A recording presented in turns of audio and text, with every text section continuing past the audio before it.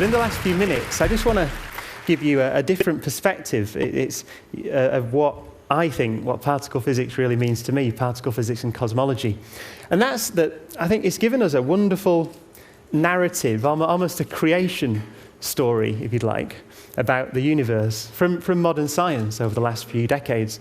And I'd say that it deserves, in the spirit of Wade Davis's talk, to be at least put up there with these wonderful creation stories of the peoples, the high Andes and of the frozen north. This is a creation story, I think, equally as wonderful. The story goes like this. We know that the universe began 13.7 billion years ago in an immensely hot, dense state, much smaller than a single atom.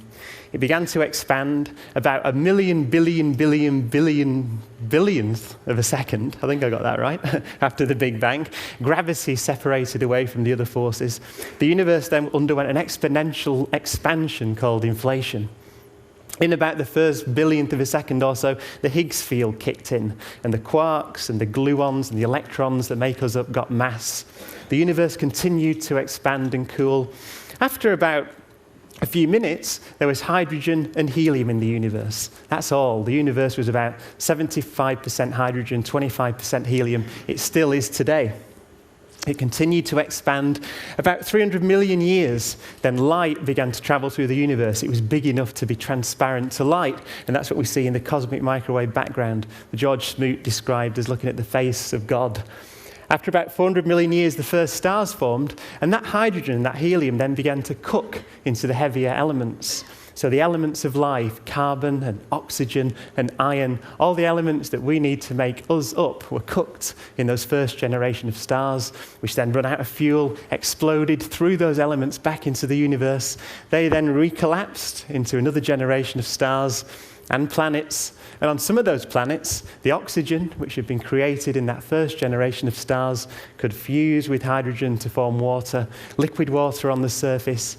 On at least one, and maybe only one of those planets, primitive life evolved, which evolved over millions of years into things that walked upright and left footprints about 3.5 million years ago in the mudflats of Tanzania, and eventually left a footprint on another world, and built this civilization, this wonderful picture. They turned the darkness into night, and you could see the civilization from space. As one of my great heroes, Carl Sagan, said, these are the things. And actually, not only these, but I was looking around, these are the things, right? Saturn V rockets and Sputnik and DNA and literature and science.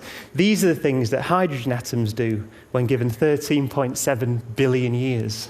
Absolutely remarkable. And the laws of physics, right? So the right laws of physics, they're beautifully balanced. If the weak force had been a little bit different, then carbon and oxygen wouldn't be stable inside the hearts of stars, and there would be none of that in the universe. And I think that's a wonderful and significant story. 50 years ago, I couldn't have told that story because we didn't know it. It makes me really feel that civilization, which, as I say, as if you believe the scientific creation story, has emerged purely as a result of the laws of physics and a few hydrogen atoms, then I think, to me anyway, it makes me feel incredibly valuable